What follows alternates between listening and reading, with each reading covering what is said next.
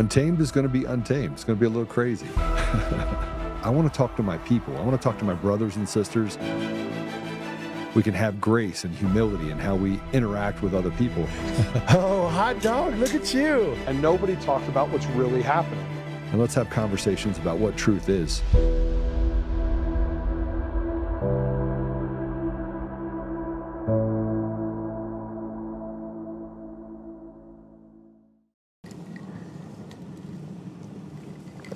Good morning. I'm just sitting over here drinking some coffee, getting ready for my Friday to lead into a Saturday. It's cold outside here in Colorado. We're going to talk about a bunch of stuff today. We'll start by saying this. They got they got this no kings thing that's going on. And President Trump, in true fashion, I couldn't help it. I mean, it was probably the funniest thing that I think I've ever seen. President Trump comes out and says, for these No Kings rally, see if I can find it. Jiminy Christmas. There he goes. He put up a post. Where is it? I'm trying to find it. He was basically talking about the fact that thank goodness they have this no kings deal. I thought I was being replaced. And come on, I got to find it somewhere. It's got to be here somewhere. Anyway, he was making fun of it. And he was making fun of it because it's such a ridiculous thing, and the left is just filled with absurdities. And so we're gonna dive into it. We're gonna dive into this no kings deal. And I want you to remember, there are 320 million people in the United States. And they're like millions and millions and millions of people are going to take to the street all over the place. I just don't think anybody has the appetite for it. But it'll be interesting to see what happens with this no kings deal. Then we're going to talk about Gavin Newsom. And we're going to talk about Democrat Socialists of America. This is crazy. This is crazy. And we're going to talk to E.M today. He's with us. Burlingame. Oh, you do? Let's put it up. This is Trump's post. A huge thank you for the No Kings protesters yesterday. I was very concerned a king was trying to take my place. But thanks to your tireless efforts, I am still your president. Great job, y'all. That caused everyone to lose their mind. And they should have, actually. And then we're going to have a great conversation with E.M today. He's a Green Beret author, cultural fighter.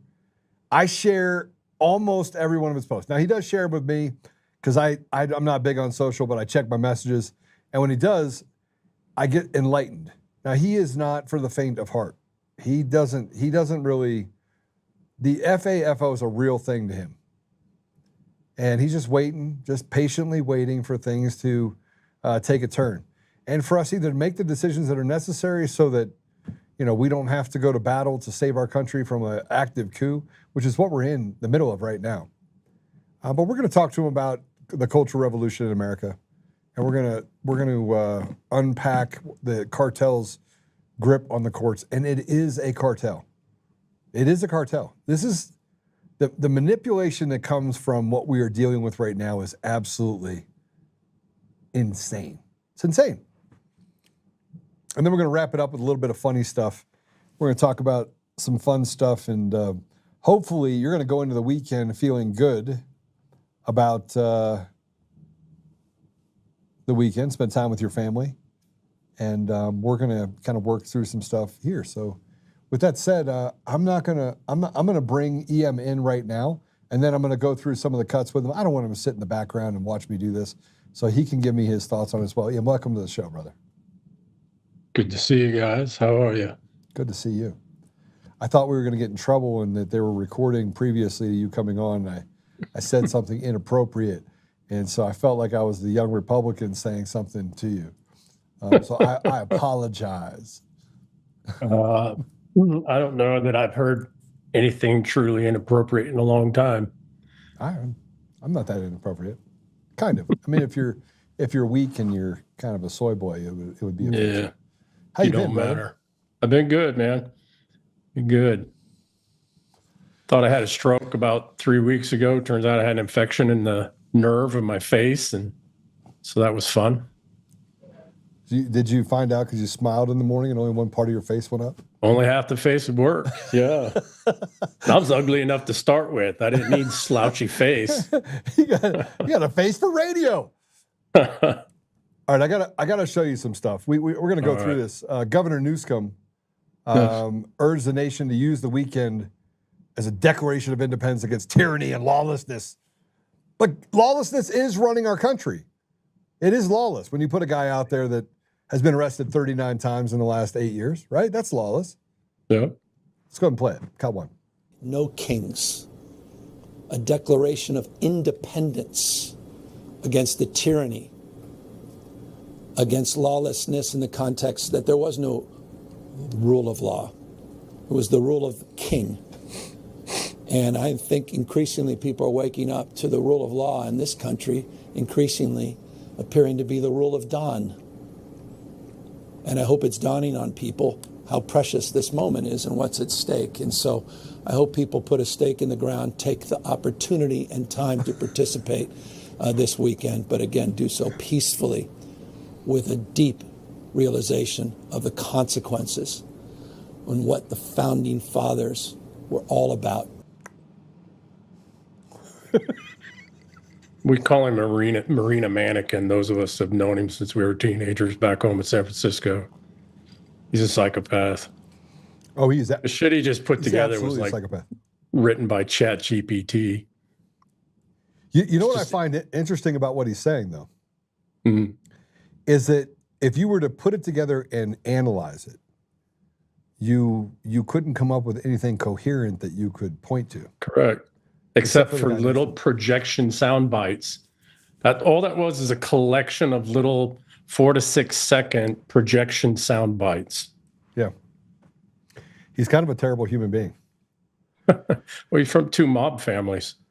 He's from the Italian mob Pelosi mob family and from the Irish Newsom mob family. All right, so that's not hyperbole at all. But I have to show you that the thing that he's promoting, that Newsom is actually promoting, is put on by literal communists, the Communist Party. Yes. Take a look at this. So it's the No Kings is sponsored by the Democrat Socialists of America, which is Antifa, terrorist organization, Freedom Socialist Party, Antifa, Young Democrats, confused, New York Progressive Network, communist. So you have a full communist. I don't even know if you call it communist. You just have like a bunch of simps and douche canoes. Yeah. I should have sponsored. Disposables. Communists are always disposables for the real enemy. Put them out there first. Those are your body bags. So this is Senator Johnson. He had something to say about who will be attending the No Kings rally in D.C. this weekend. You got to see this. Now, tomorrow, the Democrat leaders are going to join for a big party out on the National Mall. They're going to descend on our Capitol for their much-anticipated so-called No Kings rally. We refer to it by its more accurate description, the Hate America rally, okay? And I'm not sure how anybody can refute that. If you think about what's going to happen here tomorrow, you're going to bring together the Marxists, the socialists, the Antifa advocates, the anarchists, and the pro-Hamas wing of the far-left Democrat Party. That is the modern Democratic Party.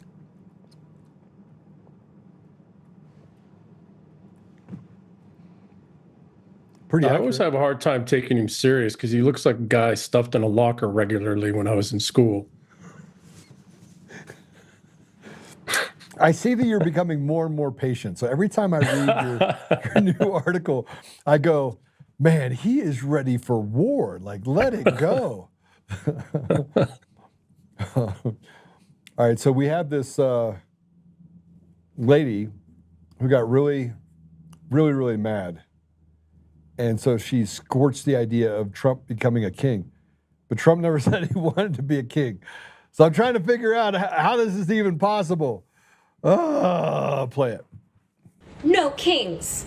Unless it was during the pandemic when all the mom and pop businesses were shut down, but the government said it was totally fine for all the major super rich corporations to continue operating. But I didn't really care because as long as I could get my Starbucks and go to Target, I was fine. No kings. Except during the pandemic when we told people that they would lose their job unless they took a certain medical product, or they couldn't even go into certain restaurants without vaccine paperwork. That was crazy, but I didn't really care because I just complied. No kings. Remember when we also told people that they had to not visit their loved ones that were sick and dying in the hospital, the elderly? They had to die alone. That was really sad. We shut down the schools, completely wrecked the developmental learning for a whole generation. I mean, that was tragic, but we don't really talk about that because that's over now. New outrage, no kings. Remember when we were told over and over if we got that medical product, we for sure would not get sick. And even though the people that got it immediately did get sick, we were for sure told they wouldn't spread it. And then that gradually became, well, like 95%, like 75%. Okay, there's no evidence it does what we told everyone it does, but we've already made everyone take it that would anyway. And no one really cared because it's new outrage time, no kings. And do you remember during that time, anyone who tried to bring attention to these issues on social media was censored or their account was banned? And limiting free speech at that time seemed okay to me. I didn't really think about it. No kings. You don't hate authoritarianism. You just hate what you're told to hate by the algorithm and the news outlets. Be so for real.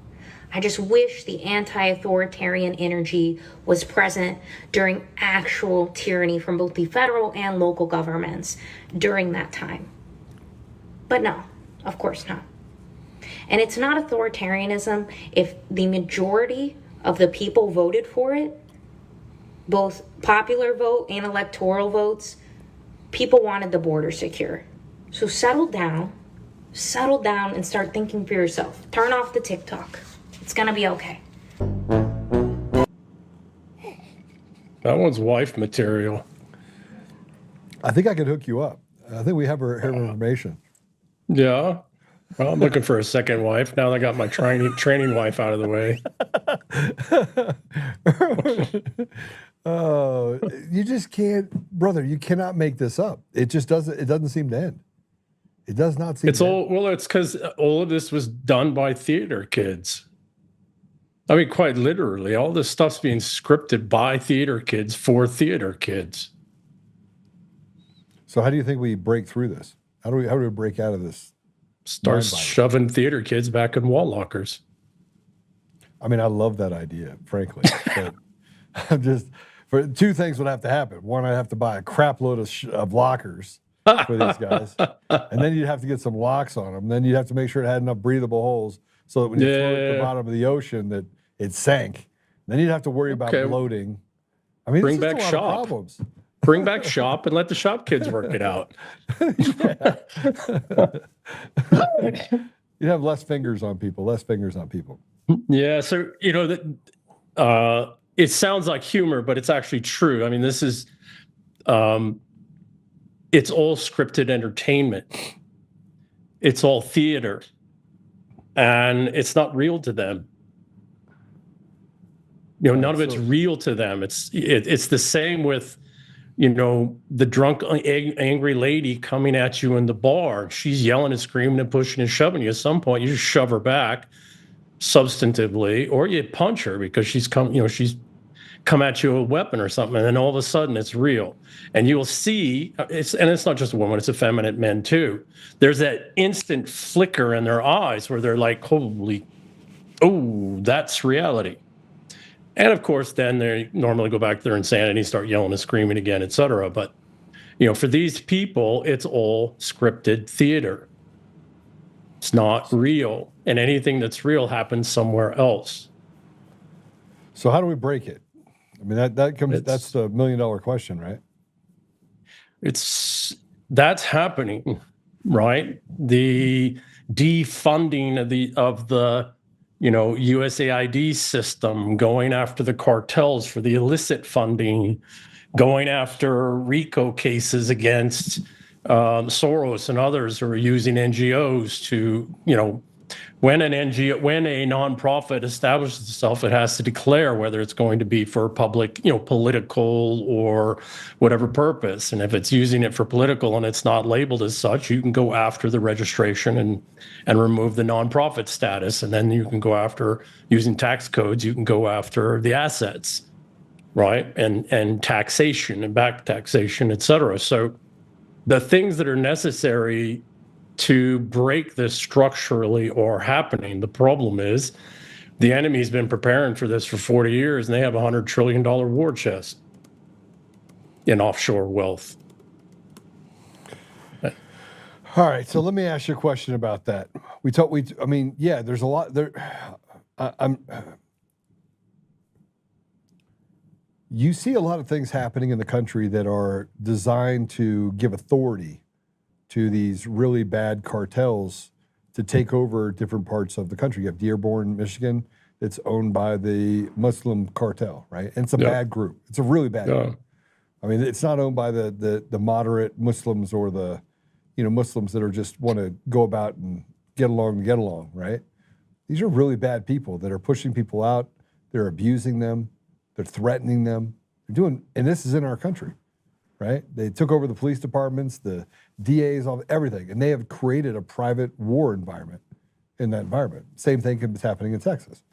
Same thing is happening. Oh, it's everywhere. It's even here in Idaho. Well, then we have to talk about what's happening specifically in the Supreme Court and I can't believe the Supreme Court chose to not take on certain cases that would have resolved all of our Second Amendment issues, right? They walked past them over and over and over again, allowing for states to erode our rights, even after the Chevron case, instead of the ATF and the EPA and all those shouldn't exist because they were not established by the voters. People didn't vote for that. You can't create laws, and you can't put people in jail for regulations that were created by a non-law creating environment, right? You're just not allowed to do it. Not by the legislature. Yeah. Right. Yeah. Which means that we're run in a mostly slave environment, right? And we haven't even talked about flock cameras yet, which we're going to talk about, by the way. Go ahead. Sorry. Well, this is the first thing we have to do is recognize what this is and that it's intentional and it's been done for thousands of years. The Greeks did this. The Romans did this quite a bit, where they would move foreign populations into conquered lands so that the conquered lands could never reconstitute themselves to come out, to be a threat against Rome, because they were constantly being under attack and having to fight foreigners in their own lands. Yeah, it's what the British have done. It's what the Venetians have done. It's a set, and I've written 2 pieces. People can find them on Substack or on X articles about this very thing, that it isn't when you are taking a society and civilization through step number 7 of the financialist kill chain, which is collapse and abandonment, you flood the country, you flood the lands, the territories with people that will never assimilate, so that forever thereafter, for centuries, you have little levers you can turn up and down to turn conflict on and off in different parts of the country. And if you want a prime example of a region like that, look at the Levant and the Eastern Europe. That whole mixing was created by Rome, and they've been fighting for 2,000 years plus. And then the Levant region and most of Iraq, Kurdistan, Turkey, all of that was done by the British and the French. The Sykes-Picot, efforts. It was all done intentionally. They're doing it now here. So we have to recognize it's a very structured, very organized thing that they're doing to create conflict and chaos they can turn on and off in different parts of our country for centuries. That's the first part. And the second part is, how do you deal with that? Well, you're going to have to get rid of these people in vast numbers. But you can't go all the way to hate, ethno-nationalist hate, because that's another, if a people do that, like the Germans in the last century, then they lead you to a great slaughter, and they use that, wrath and ruin that you went to against you for the rest of, for the next 3 generations. So how do you do that? We've got to realize that we are as civilizational peoples, and we got to get back to our civilization as the primary. Stop chasing wealth, stop chasing fame, stop chasing money. Those things are important, but we need to put our civilization back as primary. And Well, that then means we're gonna that's have how to we make- help. Yeah, go ahead. We're going to have to make some really drastic decisions for that to happen. Correct. I mean, drastic meaning We're not going to have President to make Trump's them. They're going to be forced upon us. And Well, I then mean, it's a the matter of do we forced upon accept them or us is- not? Yeah. the forced upon us gets much more pronounced because, look, I had this conversation with my friend, Don Tier. We're talking about racism, and I'm like, listen, and yesterday I had a really bad day. E.M, I had a really bad day yesterday because Sorry to hear that, bro. at the end of the podcast, I got emotional about the fact that how much I've actually done to help other people and how I felt like I was, you have two, and I talked to one of my friends this morning. We went to Mass this morning early. And you have two people in two chairs. One's an illegal that is, a bad man, and one's an illegal that's a good person. And you're like, you want to help humanity. You want to help one have a better life, but you don't want to risk that he's not the person that you have in the good chair, right? That he's not a bad guy. That he's not, a cartel member. And so I go, so a part of me is torn by this idea that we want to do good, but it has to do good. We can't just have this utopian dream and just apply it to life because it destroys societies, which is in essence what's happened in our society. We're in a series of destructive bombs that are going off that are destroying societal norms and replacing it with men in women's sports and Well, most cutting of penises that's off. And we're through most of that now. Where we're so that's a cycle. They did this in the teens, 20s, and 30s in Germany and Europe, etc., to create the disgust. Now the disgust has worked. We're moving all of that out. Now what they do is they move us to hard ethno-nationalism as the only way to survive. And they will literally go to such a degree where we have to actually go hard American, hard English, and really go hard ethno-nationalist, or we won't actually survive in our own communities and lands. We'll lose everything. Are you talking? Well, I mean, I'm glad you brought that up because there's a case that's out there right now being heard by the Supreme Court that in the 2020 census, Louisiana legislature created a congressional map with only one majority black district, right? So they basically did it along, ethnic lines. I mean, this is going back to slavery. Why don't we just have two, drinking fountains, black and white drinking fountains? I mean, they're literally pushing us back into a place, and you can see who's doing it. By the way, this is really crazy. I mean, it rhymes with you. So despite this, 1/3 of the state's population is black. Civil rights groups are challenging the map. And they're arguing that diluting the voting power is in direct violation of Section 2 of the VRA, right? And so they want the court to mandate or created a mandate of a second majority black district. So this is not based on where you live, not based on, they're creating ghettos because in essence, the people that end up running those areas are people that can control and treat those people like slaves. Now, whether or not that's a black person treating other black people like slaves, it doesn't matter. It becomes a slave environment. If you don't believe me, go to any area that is run predominantly like black people, and you'll have some white, synagogue of Satan individual that sits behind him telling him what to do, right? That, you can't help yourself. Now, E.M, I'm going to show you a couple things, and then I want to get your thought on this. But this is going to include a Supreme Court justice and this is what I mean by creating ghettos and betraying your own people and not showing any loyalty and doing as much as you can to destroy those communities. Just infect them with drugs and cartels and gangs and make it demoralization. Impossible. It's take away education, take away opportunity, make them feel like they have to stay in this little area while they're victimized. And then all that money flows in to try and make it better. And just those 3, 4, 5 people with the synagogue of Satan person over here is funneling all that money and telling them, it's the white people. It's the white people 2 towns over. It's not. It's the people that are basically betraying their own people. And it shouldn't even be like that. We should have the ability to have a semblance of of treating people fairly.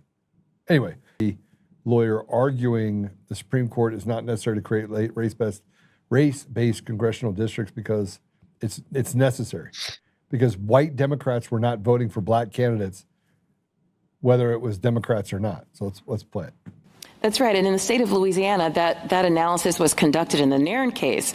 And it was clear that regardless of party, white Democrats were not voting for black candidates, whether they were Democrats or not. And we know that there is such a significant chasm between how black and white voters vote in Louisiana that there's no question that even if there is some correlation between race and party, that race is the driving factor. Can you comment on the Solicitor General's suggestion at page 20?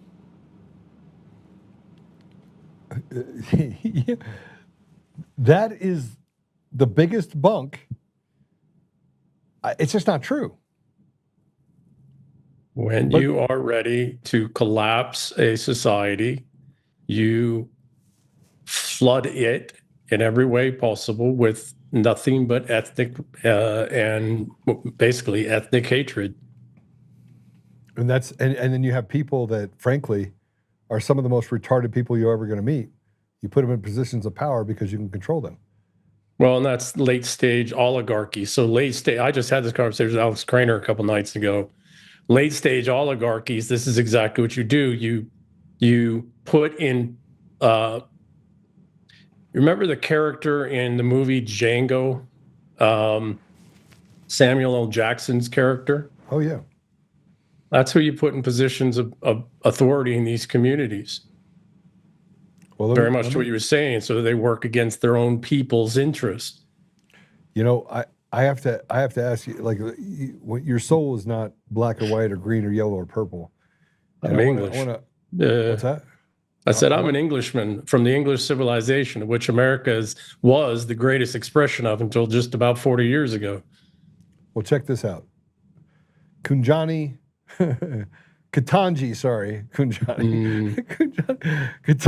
Brown Jackson. Yeah, the auto pen assignment appointee. This trash heap.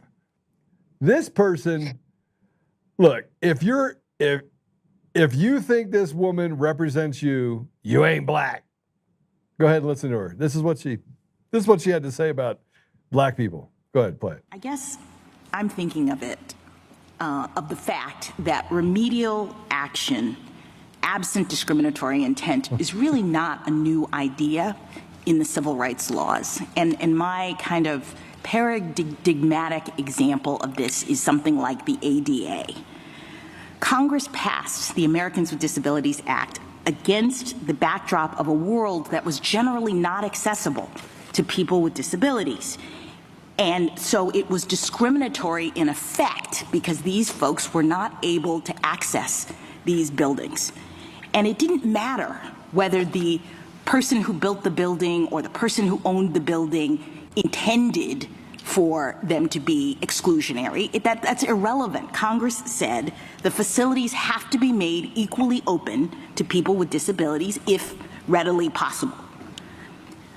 I guess I don't understand why that's not what's happening here. The idea in Section 2 is that we are responding to current day manifestations of past and present decisions that disadvantage minorities and make it so that they don't have equal access to the voting system, right? They're disabled. In fact, we use the word disable in Milligan. We say that's a way in which you see that these processes are not equally open. She just called black people disabled. Bro, make it make sense to me. It's called racism. You think people aren't racist against their own? She's calling black people disabled. This is the woman that sits on the highest court.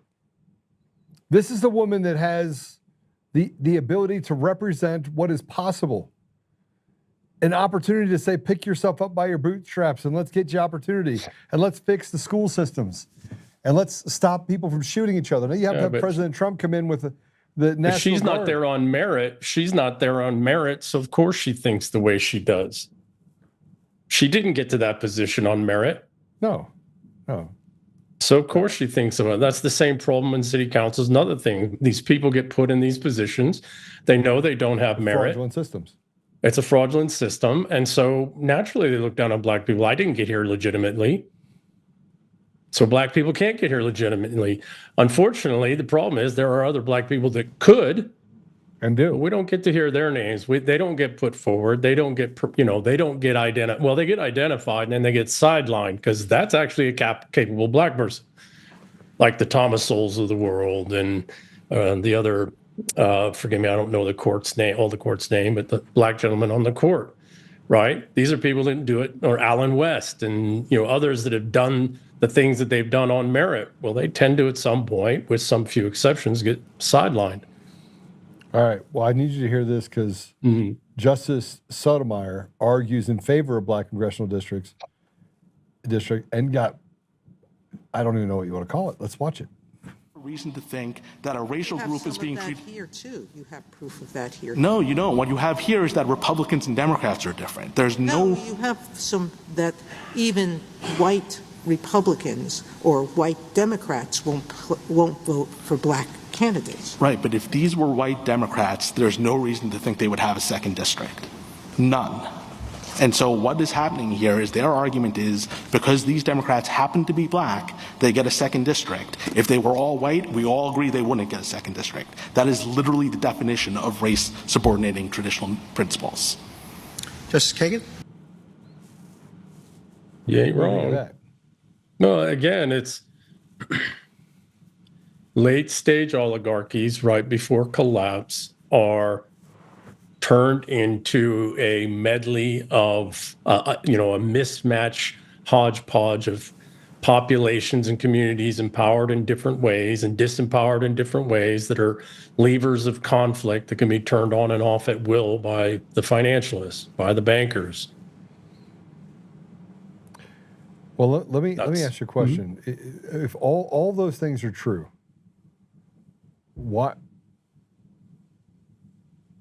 how do cartels and these technocracies that we have, how are they able to, or why are we allowing them to control the judiciary in the way that they control it? Because you can tell, like I sat with my attorneys going through the Coomer lawsuit for about 4 hours, and we're talking about absolutely how absurd and how much liars his lawyers are. I mean, just psychotic in what they say and how they act. Pathological liars. Yeah, and it's really bad because they'll write an entire motion to the court, and the motion will be, let's say that they want to have a sandwich for lunch during a deposition.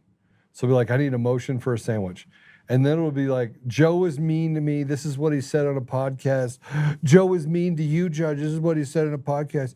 Joe's mean to me. He said this stuff on the podcast.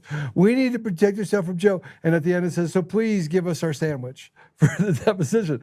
And I'm like, how is any of that? Well, how do you not strike that? And the judge is like, oh yeah, Joe was mean. He's a mean guy. I'll give you the sandwich for the deposition. That's how silly. And you know the judiciary is rotted to the core.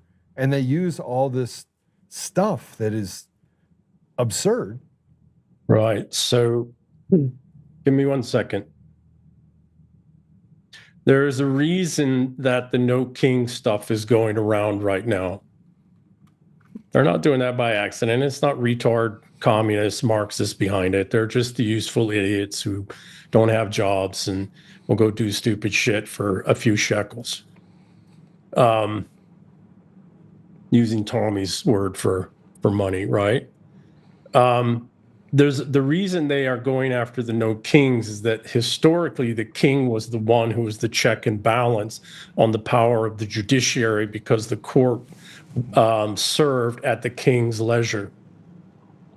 And the English civilization, unlike any other civilization we know of, except for some ancient Sumerians and some others, one of the very first acts as our civilization was put together, and we were, the dooms of Alfred, was hanging of 40 plus judges who were acting on behalf of, at the time, themselves or other principalities or Rome, the Catholic Church.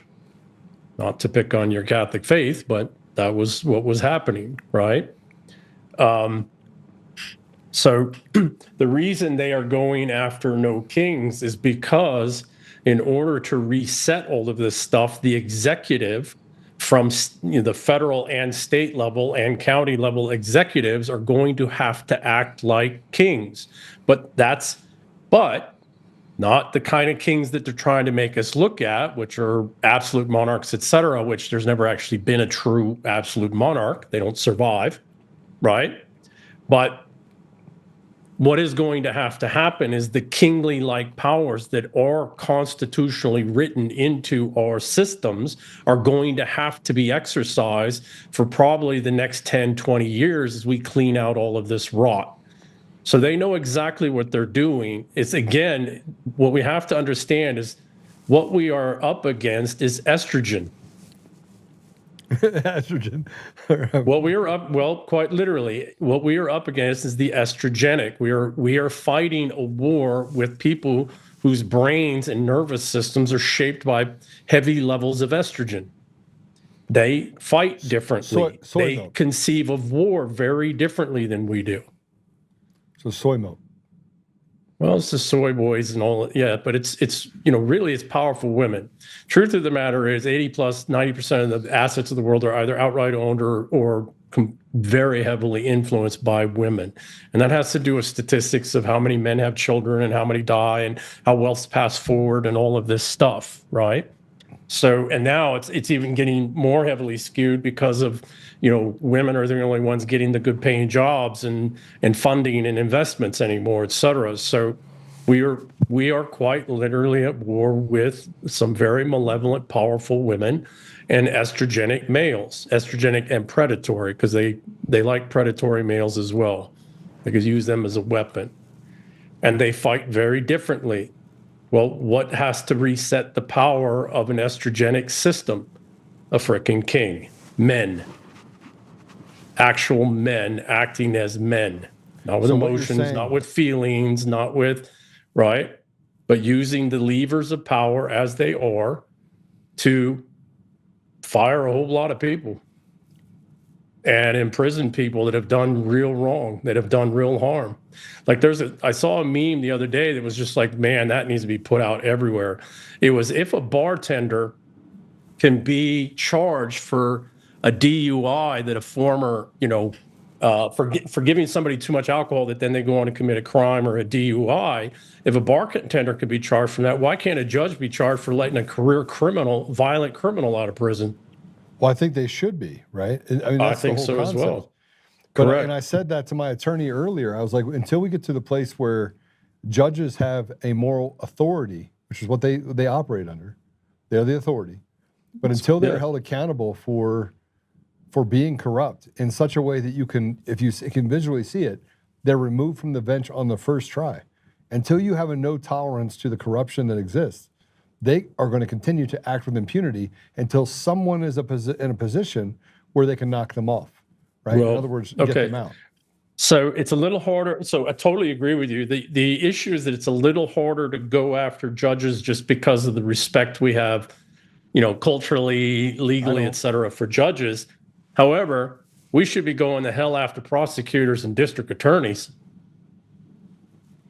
That's where the major problem is. If you go after prosecutors and district attorneys for lying and just straight up fraud to win cases, et cetera, you start turning the judiciary around. It puts the judges on notice too. Well, I mean, look, the judges have caused the most damage in our country, period. And all of it, virtually all of it. They're the backstop. And I want to take something from our last conversation where you said every 200 years, every 400 years, we go through this same same evolution where judges have gotten away with really bad things and have done really bad things, and they're given the reins of a moral or ethical authority, and yet they are the most rotted, unethical that we have, and yet they're doing the biddings of the cartels, and I haven't met anyone yet that doesn't believe what I'm saying. Yeah, I've had conversations with hundreds of people. I've had conversations with previous judges who I've known for decades. One, a previous Supreme Court justice for a state, who said, Joe, I never thought I would see the day where I look with such disregard and disgust of the profession that I spent nearly 25 years in as a judge. Yeah, we have Al Capone Chicago everywhere now. And it's because the cartels, really the intelligent, the paramilitary of the intelligence communities and their illicit funding are about $2 trillion a year. That's the base of most economies. That gets laundered through local banks and businesses, et cetera. It's a huge, people don't, realize how much this money laundering through all the small businesses in towns that then pay taxes, that then supports the bureaucracy, including the judges and their salaries and everything else, how much everything is propped up at the local, county, and state levels by illicit trade. And so how do you deal with that, right? It's about $2 trillion a year. And then that money goes into the banks. The banks lend that out at 10x, 10, 20x. So now you're talking, 20, $40 trillion a year. You don't need a real economy with that. What you need to do is continue to support the illicit economy because that's propping everything up at every level. So let's talk about the outcome, the underpinning or the outcome of this. What you're saying is interesting because it does lead you to the other part, which is they're doing this on purpose because they know psychologically they have to address the fact that there's going to be, they know the next chess piece has to be that there's a reset with someone that says, hard decision, have to do it. We've talked about it now for quite some time. So we know that President Trump is going to have to make some really big decisions, right? Not just Trump, but this is also, so the federal stuff is happening. It is going to get more. We're taking the ability for World War III off the table, as we talked about. They're working hard to take open, all-out hot civil war off the table. Doesn't mean it won't happen in some areas. Low-grade civil wars, low-grade hot civil war is inevitable. But this also has to happen at the states levels. Federal government can only do so much. Now, they can go after somebody like Gavin Newsom. That's why he's putting this out there, because he's got a very, let's just say that they know where all the bodies are buried. But that's going to cause a cartel fight. So why are we pointing at Venezuela right now? Because that's where, the intelligence communities have their cartel headquarters. Well, this screams, in my opinion, it screams that there's more that we're at play here, that there has to be a singular source of people that are making decisions that adversely affect 340 million people in the United States.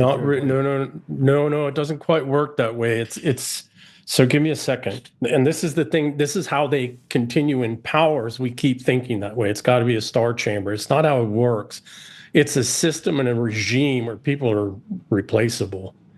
And it's a system regime that's been iterated and put in place over the last, really since Venice in the 700s. It's just been steadily rolled out and improved and updated for 1,300 years. It's now more banks that we don't know about and institutions that we don't know about and old obligations and relationships that, contracts and things that you'll never have access, assay into. And yeah, there's the obvious people that we see, or somewhat obvious people that see, but that's because they're put out in front. And anytime a bank, the reason why we can't just crush it is because virtually everybody in the regime is replaceable within hours. All right, let's man, that's just the scary part of that is I'm just starting. There's a realization that you have where you start thinking to yourself, they have a crafted narrative and they're following it, and they think they can figure out what the outcome is. And every time they lose a chess piece, they're like, oh, we need to reset that chess piece. Which leads me to believe that the left is not just nervous, but they're sociopaths and psychopaths. But behind that calm demeanor, they are losing their freaking minds. So one of the things, yes, so the left is losing their mind because what they're realizing is that their owners are burning them, right? So, yeah. And we also have to look at the left in two ways because the left has two faces. One is the left and the other is the right left. And the left has done, as they've been in control of most of the narrative, and the right left has allowed them to do it. The right left masks and hides behind the excesses of the left. But we got to remember those dudes in Germany, which wasn't all Germans, but the dudes in Germany were National Socialists. They were leftist. And we have got to remember that because that's the real masters, right? The ones behind all this is the Fourth Reich. And the left is scared. The left is scared because they are getting burned and they know it. So let's... One second, terribly sorry, but there's one other thing because I meant to mention earlier. The thing that we need to be careful of is to not think that the people that are really in power behind the right of left that's driving of this are sociopaths and psychopaths. We need to be careful not to think that.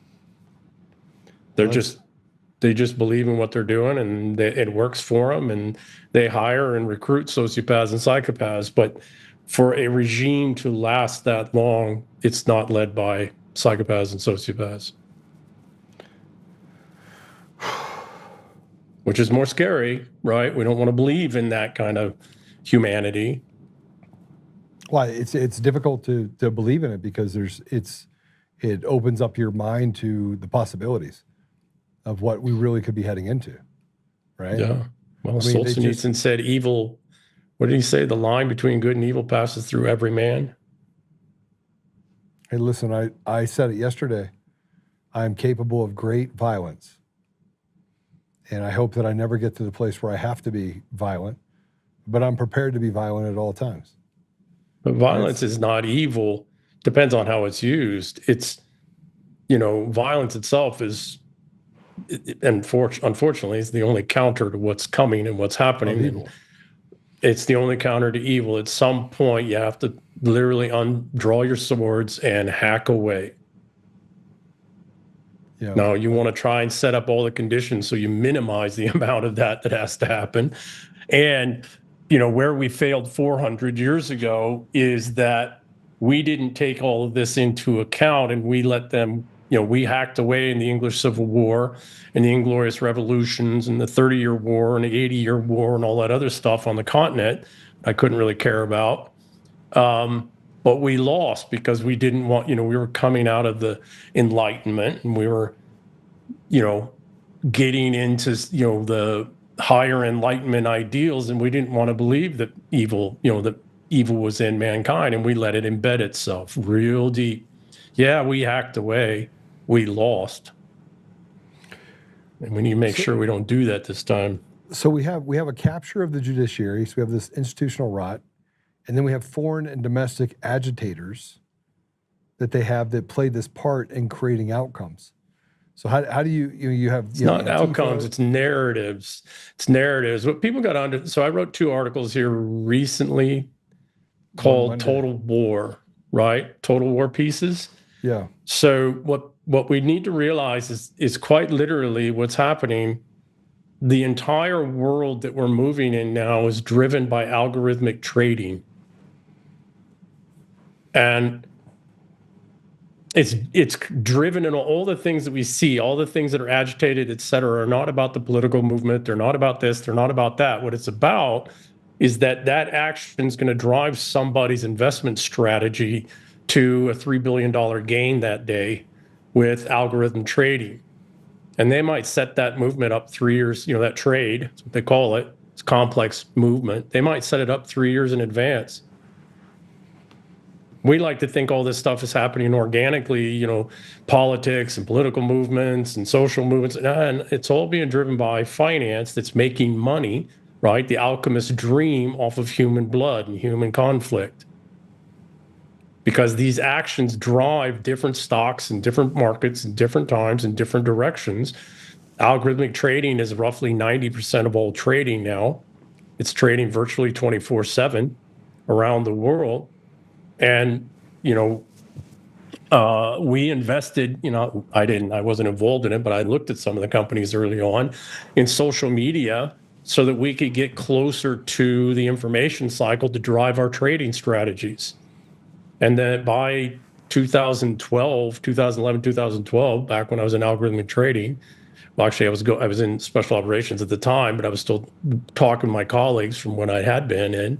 We were already realizing that we couldn't have a trading advantage if we just waited or tried to get a speed advantage on the news. We needed to start creating the news. And so what happens out of there, you have all these NGOs pop up. The Giving Pledge. Why? Because we can use all those NGOs to, let's say I put $1 trillion a year into NGOs to cause all this kind of chaos around the world, but $40 trillion is being, changing hands through algorithmic trading, given that kind of chaos. And I want more of it.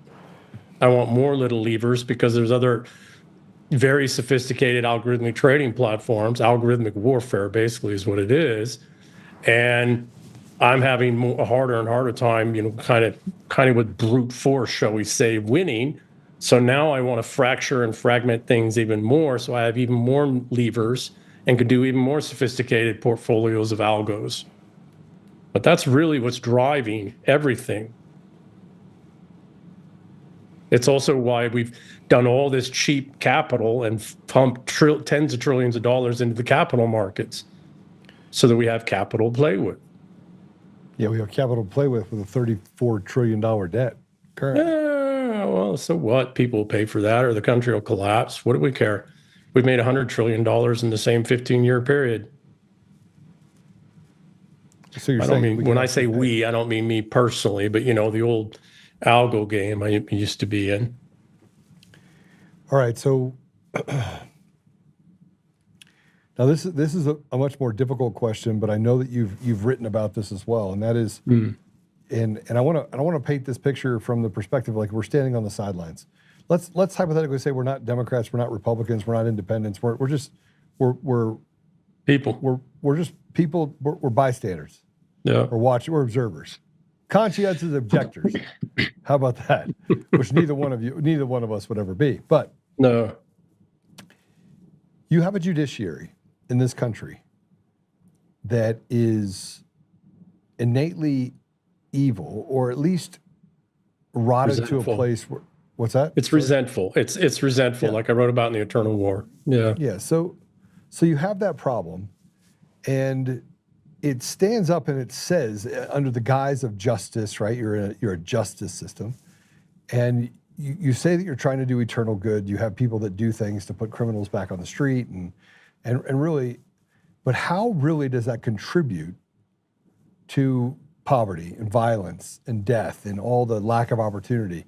How does that judiciary set the temperature for where you can have this resentment that you talk about inside the judiciary carry out and basically plague entire communities?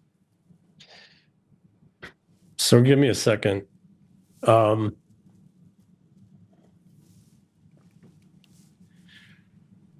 problem with resentfuls, the problem with crazy people, actual crazy people, is that they can't see the chaos around them.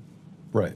I watched this in San Francisco as it was going to crap, and people I knew, elite people, very intelligent people, couldn't even see the stuff on the streets. And if you try to have a conversation, you get to the house and you have a dinner party or whatever, you try to have the conversation, they're like, "What the hell are you talking about?" I was like, "Motherfucker, I just walked down the street with you. Did you not see the feces and the used needles and the people that were barely alive cadavers?" So it's not so much that, this is an intentional thing on the middleware infrastructure people. They're just crazy and insane. It's the people behind the scenes, the bankers, who make all kinds of money off of all of this and enslaving people. And they make $1 trillion a year off just the drugs, right? You need the misery for the drugs. And so it's more about a class of people that are put into these positions to make decisions that only insane people make, because then that creates an insane world. And then there's folks that can turn levers of stress and turmoil up and down as they want, and they can make a bunch of money off of it. Or they can mask some malevolent thing that they've done and hidden, and they can hide it. So the problem that we have right now, again, back to the no kings thing. What is a king? King is a very sane man, right? King has to be the most sane man in the kingdom. And you have to be willing to make hard decisions that affect people in a very Which a sane man, way. That's right, what a sane man would do. What's happening right now is we're being forced to a place to where sane men have to take control back at every level. And right now we're talking about not just insanity, but some of the weakest, most pathetic people you would have out there. You would never invite any of these people to run anything. But I want to caution something, actually. They are insane. They are insane. Now, are they, Joker level insane? No. Right? But they believe in a structure, in a system that is itself, by definition, insane. Well, just by believing in it and operating within it, they have to make of themselves somebody who's insane. And that's why very rarely you'll get somebody who wakes up, right? That's the original, woke, somebody who woke up, right, or awakened, and they're like, what the hell was I thinking? And they don't necessarily need to be this bad, crazy, insane kind of person. They just believed in that system and regime until they were, able to get a third look at it and go, holy cow.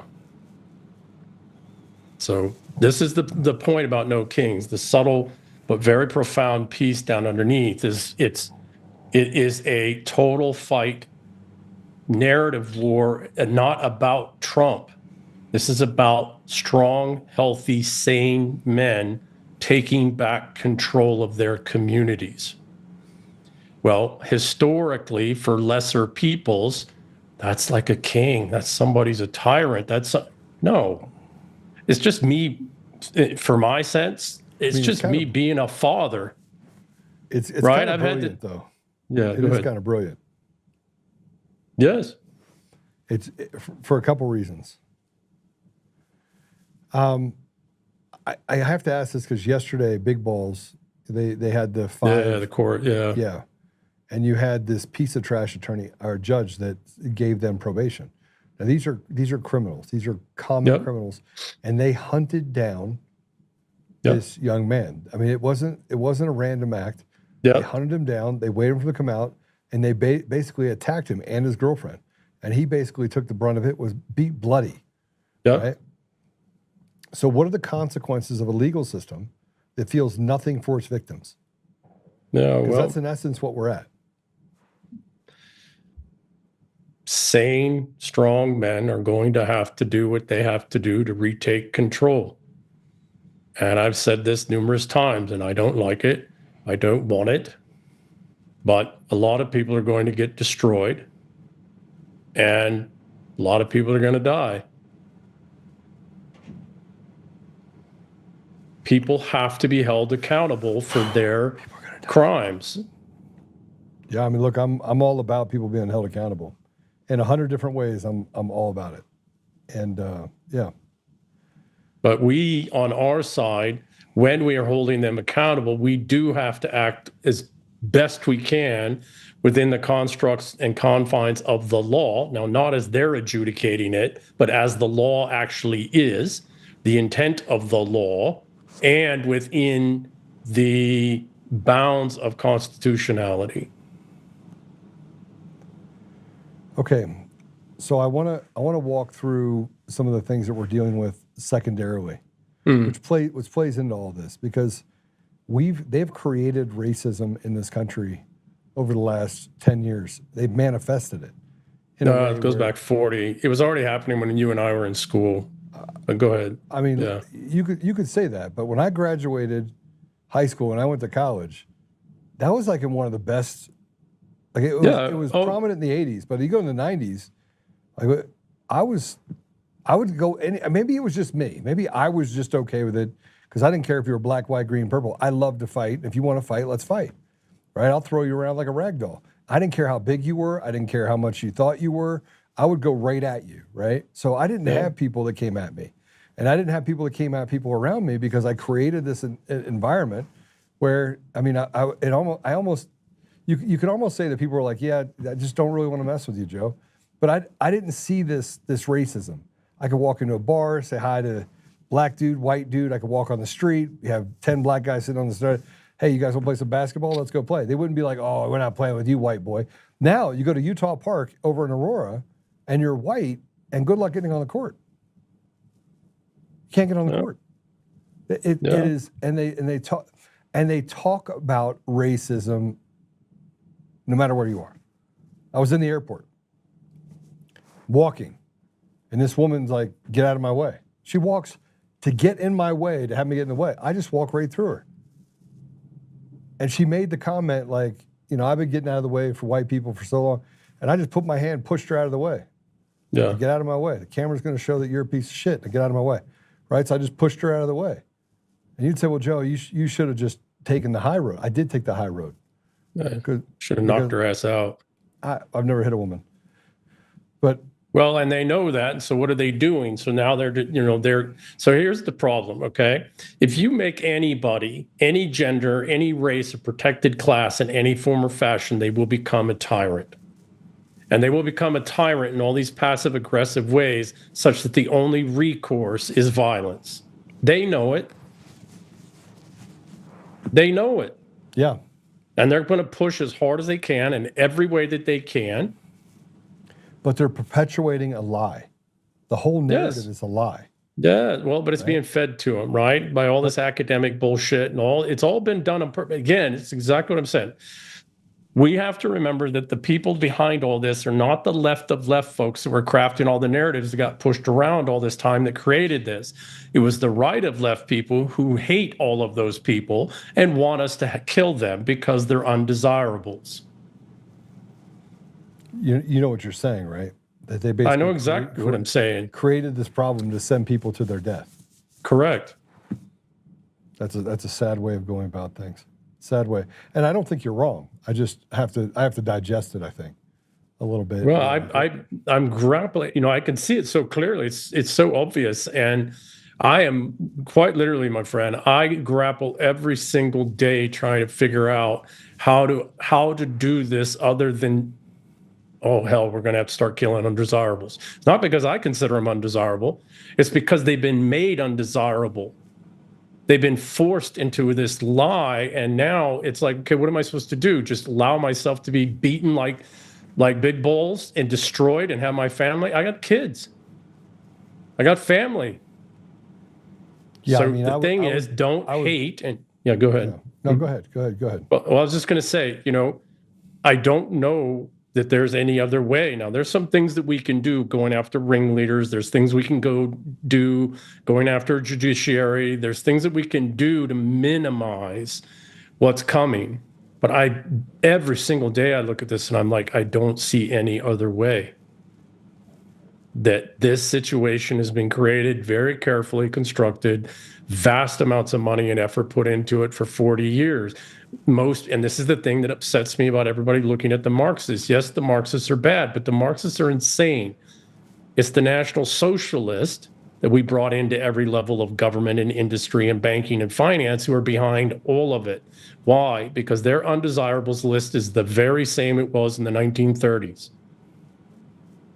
And they know in order to bring about their ethnic cleansing, they had to get the English-speaking peoples in particular into such a place where they had to stand and fight for their very survival. And so they've been working steadily at it, distracting us all with the Marxists. The Marxist shit's all real, but those people are insane. National Socialists are not insane. They're just malevolent. All right, I want to show you some stuff. Yep. If I can.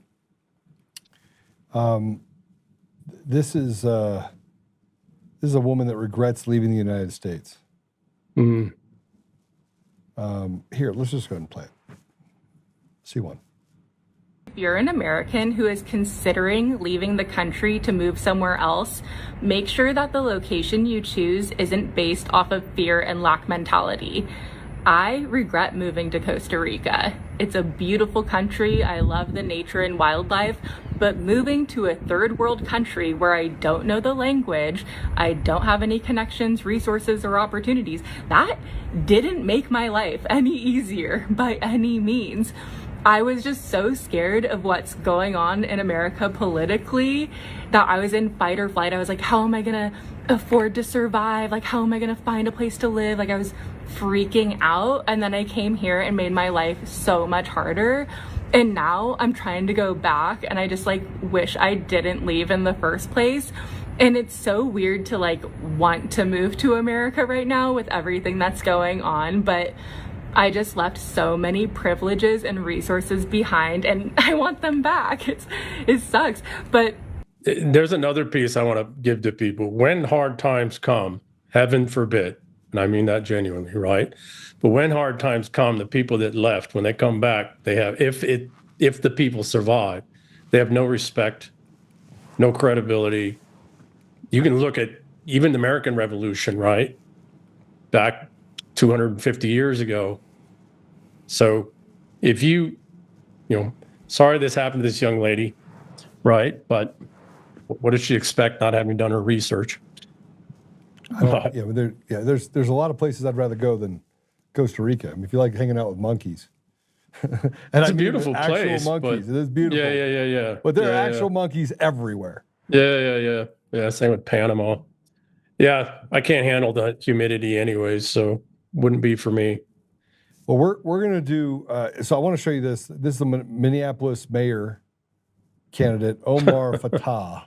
Look, there's an infiltration happening all over our country. This is crazy. Yes, it's going to happen until we stop it.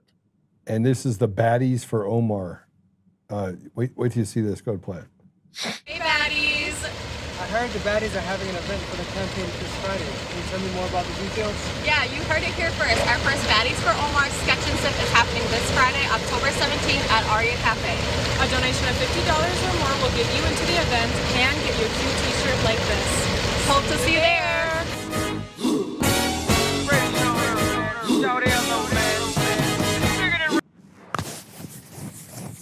This is a Somali, by the way. He's not. I know who he is. How? It's okay. No, because if you won't stand up and fight for your own lands, people are going to take them. Well, and you know what? They got a right to try. That is true. I didn't think about that. And we have a right to fight back and take it back. They got a right to try, but we have a right to say no. So, of course, they're doing what they can get away with. Of course. Why are they able to get away with it? Well, because we were enjoying the 90s and early 2000s, and we weren't paying attention as all this shit was being put in place.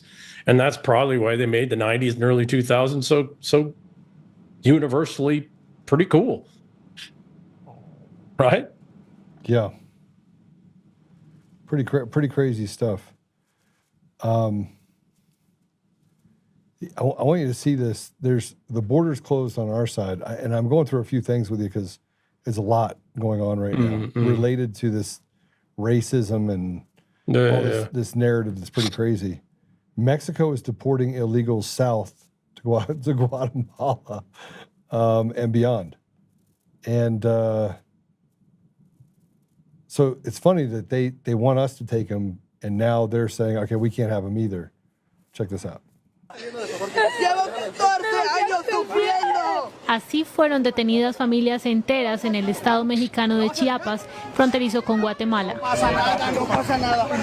Bajo la presión de la administración de Donald Trump y en un intento de frenar un éxodo que crece día a día, las autoridades mexicanas recurren a la deportación. Y aunque el gobierno de Andrés Manuel López Obrador prometió un trato justo para los migrantes, algunos de los detenidos denunciaron haber recibido todo lo contrario. ¡Me golpearon mi hijo! ¿Qué le hicieron? ¡Dos perros me golpearon mi hijo!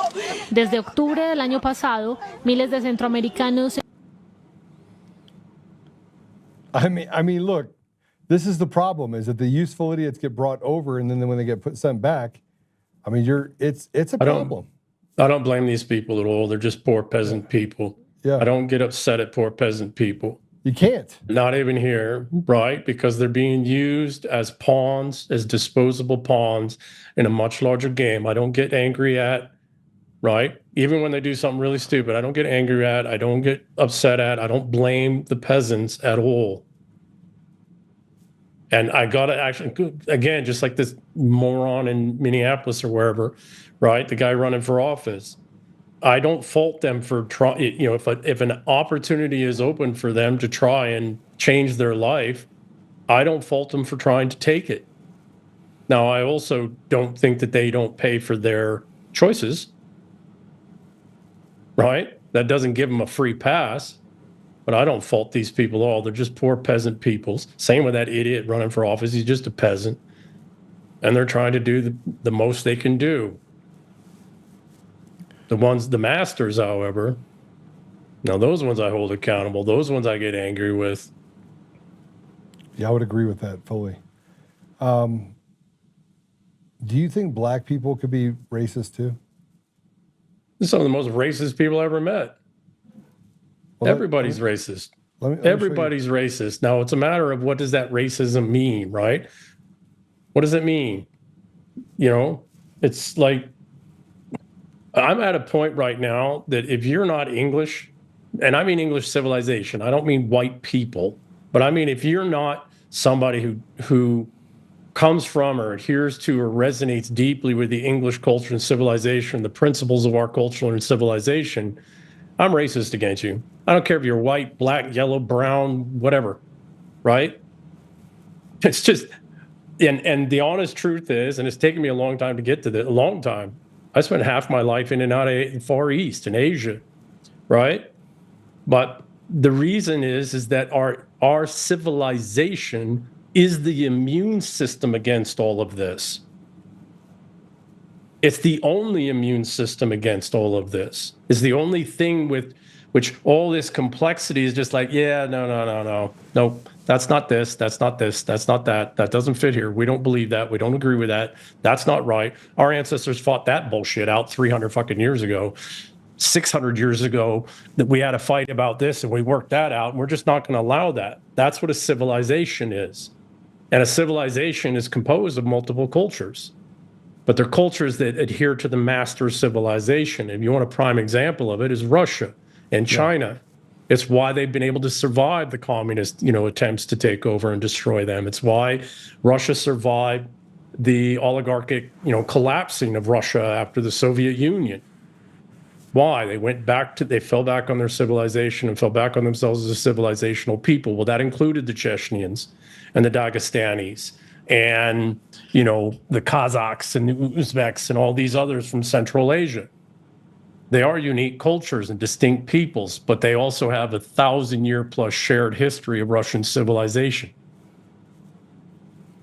Well, I'll tell you what, what we're seeing right now across the country is not just here, it's across the world. Yes. I talked to a friend of mine who's in Kenya, and he's talking about the fact that there's a massive push for racism in Kenya. Yes. The white population is less than 1%. Yes. I mean, it is literally a run of justification that's been created. It's a mind virus that now is leading to this anti-white environment. Well, go ahead. No, go ahead. I was just going to show you a video of Piers Morgan, a panelist, states that black women cannot be racist. I want you to see this. Now you can respond. Black women cannot be racist to white women. Are you kidding me? Sorry? That makes no sense. Sorry? Black women cannot be racist to white women. Do you not understand that? Oh, yes, they can. You don't have the intellectual capacity to understand that. Oh, yes, they can. Very much and you've been racist to me. That's very much impossible. You've been racist to me, a white man, by saying I'm a race baiter. Yeah. How am I racist to you? I'm black. I can't be racist to you. You call me a race baiter with no evidence. To me. When have I been a race baiter? You could be racist to me. When have I been a race baiter? But I'm a powerhouse. Tell me when I've been a race baiter. I'm a powerhouse. Well, you may be a powerhouse. Understand something. You may be a powerhouse. You may be a powerhouse. Okay. When have I been a race baiter? I want you to admit that. When have I been a race baiter? Okay. When have I been a race baiter? Okay. This is absurd. No, hang on. Tell me, Honey. Blossom. Give me one example of me race baiting. Blossom, go. I'm here at this point. I'm just here to talk about trans women in sports. I said what I said. So you don't have and I anything, have to do you? Repeat anything. You called me a race baiter. So wait, is that even a woman? I don't think so. I think we just So got. I think we that just was got. even more confusing. Yeah. Okay. So- Okay. Okay. I mean, it's just the No, most it's- absurd thing ever. Saying nothing about nothing. Well, it's back to what I said. What is happening is testosterone has to take over again.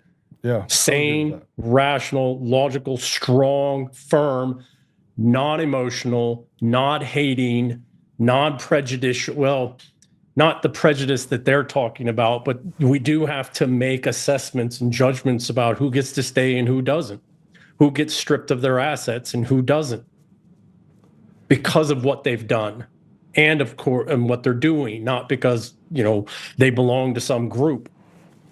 So imagine a federal judge ordering that a fence around an ICE facility has to come down. Yeah. Right? I should have just told them to fuck off. They should have. But go ahead and play No. this cut 5. Let me show you this.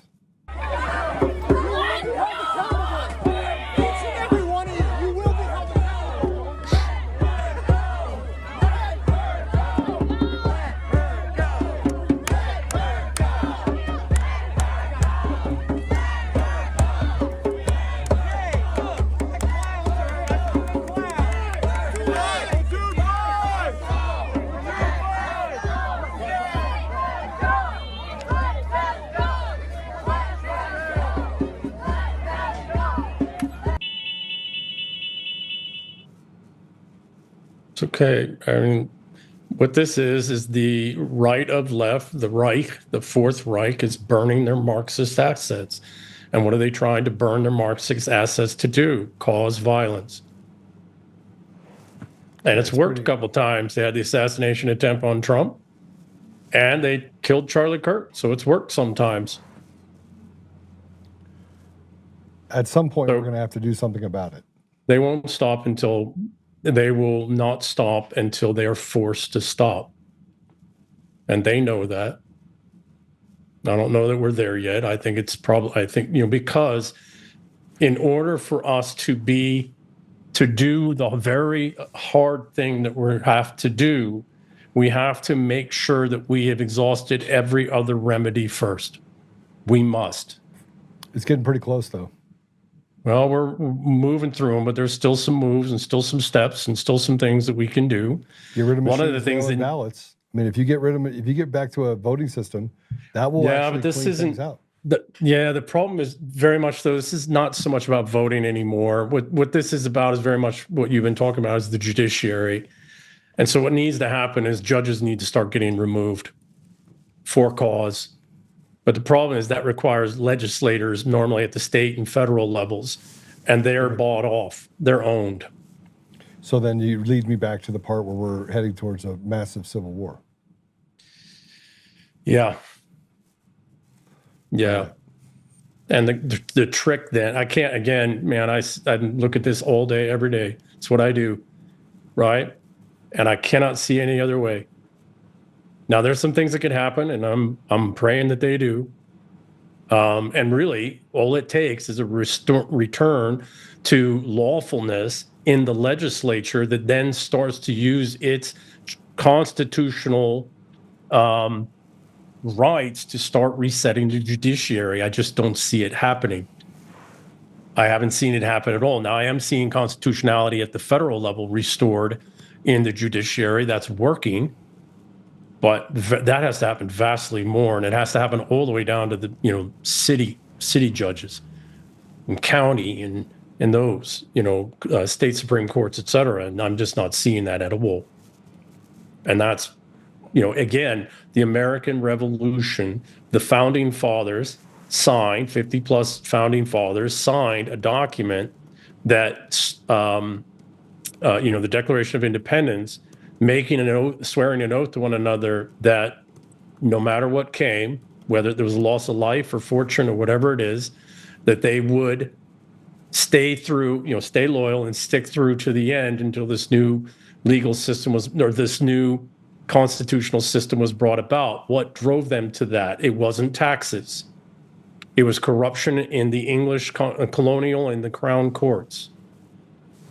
And they had worked for 20 plus years to remedy all of that through the courts. But the American people need to understand the American Revolution happened because of corrupted courts, not taxes. Taxes had virtually nothing to do with it. Well, E.M, I'm headed into my weekend, and I'm feeling a little bit more hopeful than I was before I talked to you.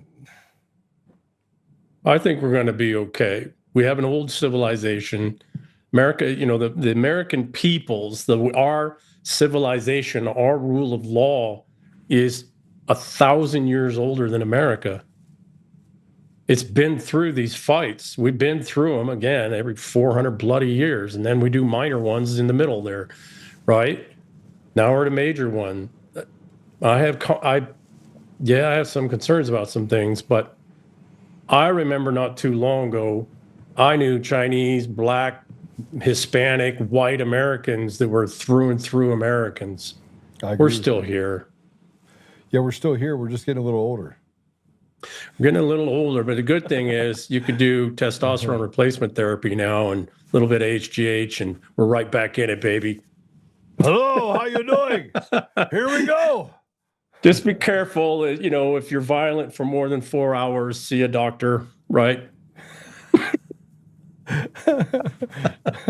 Yeah, how do people follow you? Because they got to get more of the stuff that you're doing, your Substack. Yeah, so you can go to my website, emburlingame.com, for some signed books. You can go to emburlingame.substack.com. Most of the hard-hitting stuff I write as prose, so go to the prose tab.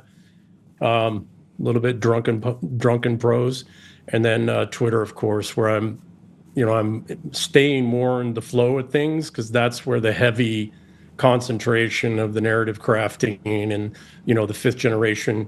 People need one pause moment though. People need to stop thinking that fifth generation warfare is cyber warfare.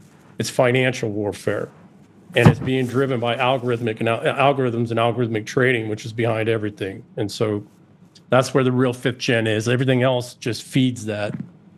So, but that's the place, my friend. You have a good weekend.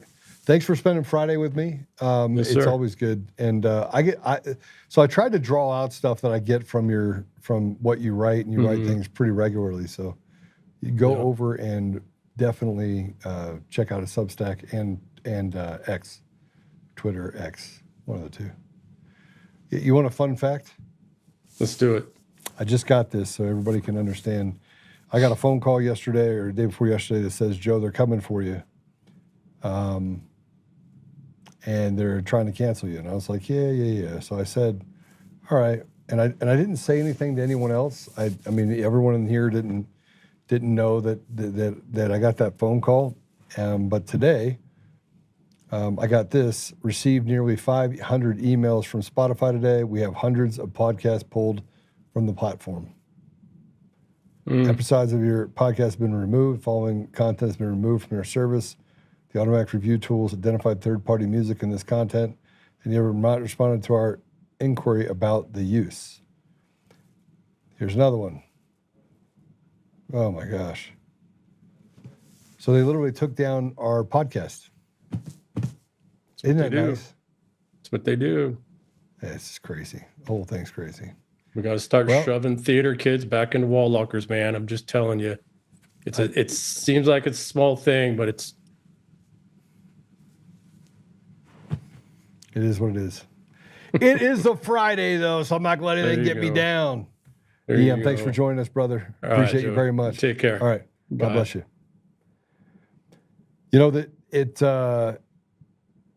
E.M's a warrior. He really is. I mean, when I say warrior, he doesn't know how to not fight, but he doesn't want to fight. So he's just trying to warn us that we're gonna have to get a little bloody, or we're gonna have to push a little bit hard on the gas in order to get out of all of this. I want to end it with a couple things that I think are great. Yeah, we're getting canceled in a bunch of places. So go ahead and hit the share button. We'll figure it out.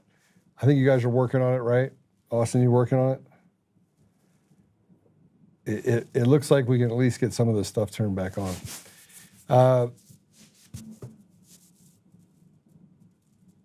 Oh, Josh? Okay. So Hakeem Jeffries decided to take a shot at President Trump. These people are liars. They're the worst type of liars. These people are saying that, oh, they're lying, but they can't bring anything to the table because they are literally demons. But President Trump and the White House had to turn the video around and add a little humor to it for us for this Friday. So let's play it. And then you got Caroline Leavitt, who's sick. She's out of control. And I'm not sure whether she's just demented, ignorant, a stone cold liar, or all of the above. But the notion that an official White House spokesperson would say that the Democratic Party consists of terrorists, violent criminals, and undocumented immigrants, this makes no sense. Doesn't make any sense. You see, I see a little sombrero they had on him. And I was going through and looking at some videos, and I saw this video, and I was like, man, I got to show you this. Someone in the press asked President Trump about Venezuelan President Maduro. Now, Maduro was elected using the same fraudulent systems they use in the United States. You know, the Liberty Vote, Dominion voting systems, ESNS, Smartmatic, you know, where they keep gaslighting. Somebody took the no ink guy, right? What I call the synagogue of Satan guy, and walked him in to the White House and said, hey, we're going to have him buy Dominion. And then just transferred it from one private equity firm to another, and then used a system by which that they can uncover, say, oh, you know, we're gonna focus on paper ballots. Get rid of the machines and get rid of the mail-in ballots, period. Right? While you're at it, we need to vote to get rid of property taxes and to reduce the amount of people that we have working for the government. Make them actually go get a job. And then they won't be so concerned about bringing people in from different countries and invading our country. This is President Trump when he was asked this question about Maduro. He offered us everything. Let's play it. Maduro offered everything in his country, all the natural resources. He even recorded a message to you in English recently, offering mediation. What should we do in order to stop that? He has offered everything. He's offered everything. You're right. You know why? Because he doesn't want to fuck around with the United States. Thank you, everybody. Thank you. I want to drop my mic right now. So President Trump, man, I got to tell you, he's done some pretty crazy stuff and said some pretty crazy stuff of late that leads me to believe that we are headed down a path where there's going to be mass arrests. There has to be. And he's recognizing that you have rotted judges that are nothing but ideologues that are doing the bidding of this coup. There's a coup in our country, and you can see it. As clear as day, you can see it. It's clear as day that these people are radical, ridiculous retards. So the only way you can deal with them is actually just arrest them all, have them go through a military tribunal, and then have them go to prison for the rest of their life and or face a firing squad if they're found guilty of treason. That is how you handle coups against a nation. It is not a victimless crime what they've done in our country, and it's pretty sad. All right, we have one last thing that I'll talk about, and that is we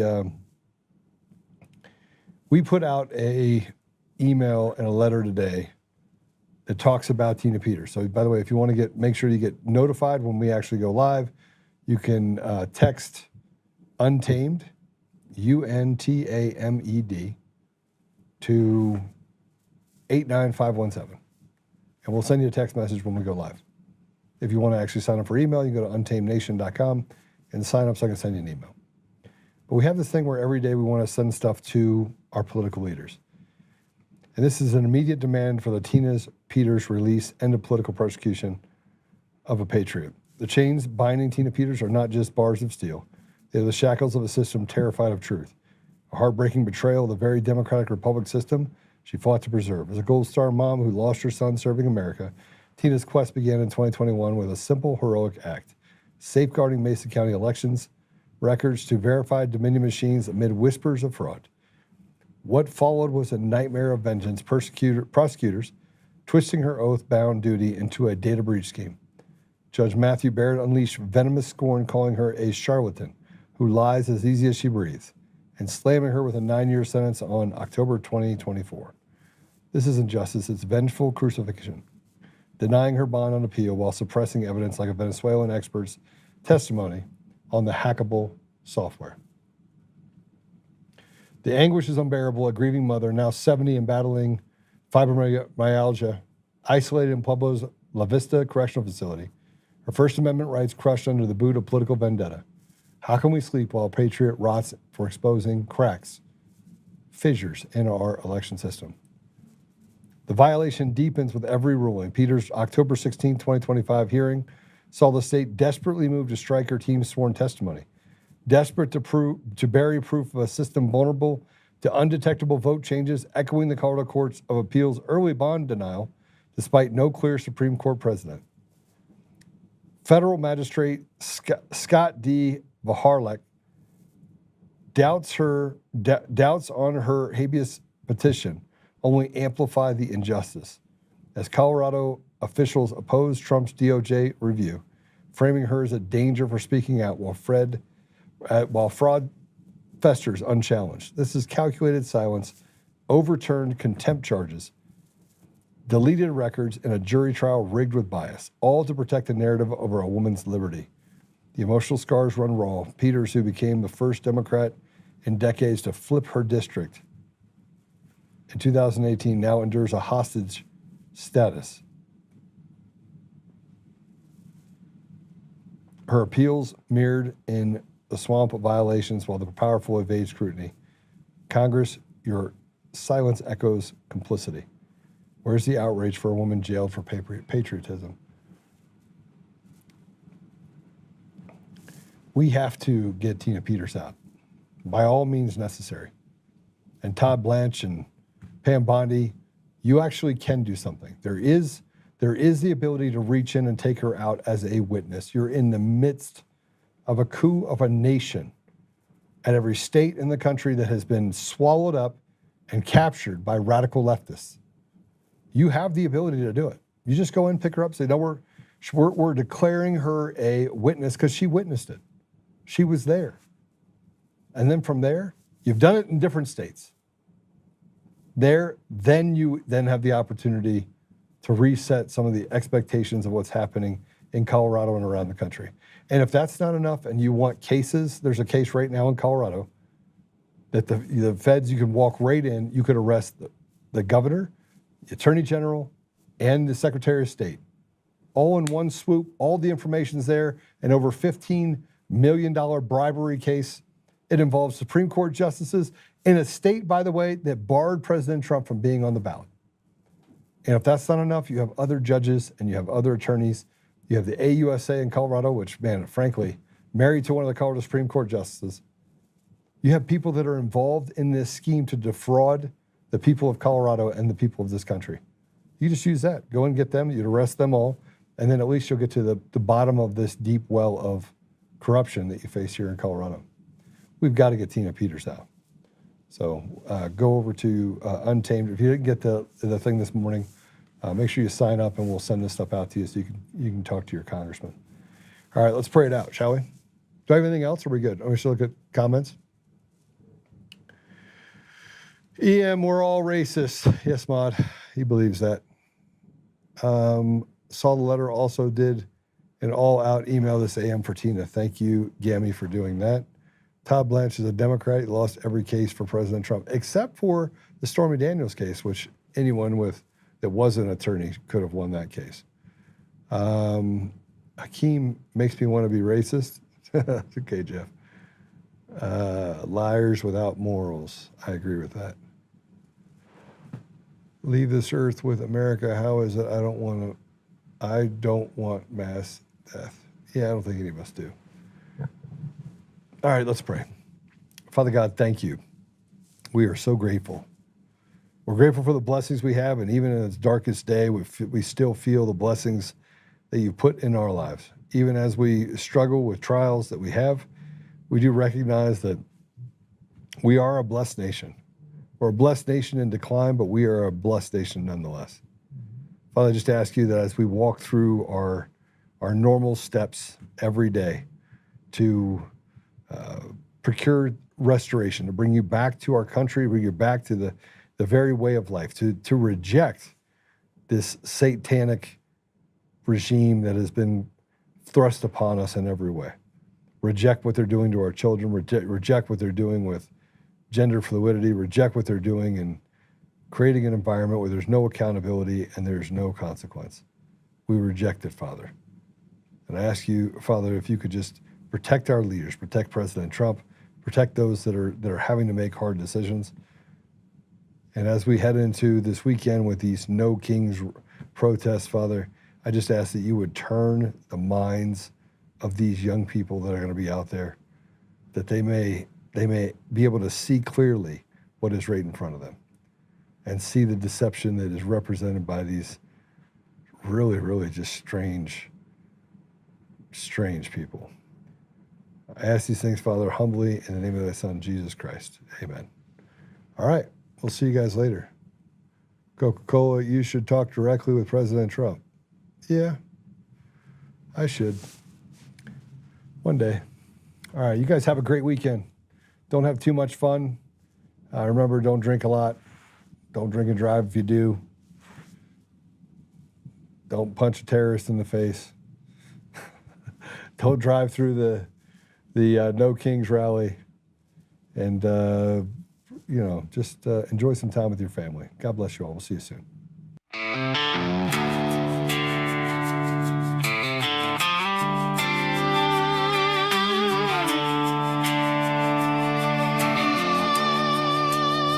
Rise up untamed in the heart of the fight where the wild ones roam. Joe Oltmann's calling, bringing truth back home. From conservative daily to this untamed fire, we shatter the silence, lifting spirits higher. No chains can hold us, no lies can prevail. Authentic and fearless on this rugged trail.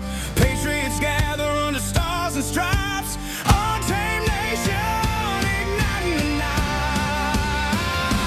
Untamed nation, let the truth roll out in this land of the free. Standing proud from sea to shining sea, we won't back down. Catch the fire, wear the crown. Untamed nation, it's our battle song, motivating hearts where the brave belong. Yeah, untamed and wild, forever strong. Play it again all night long.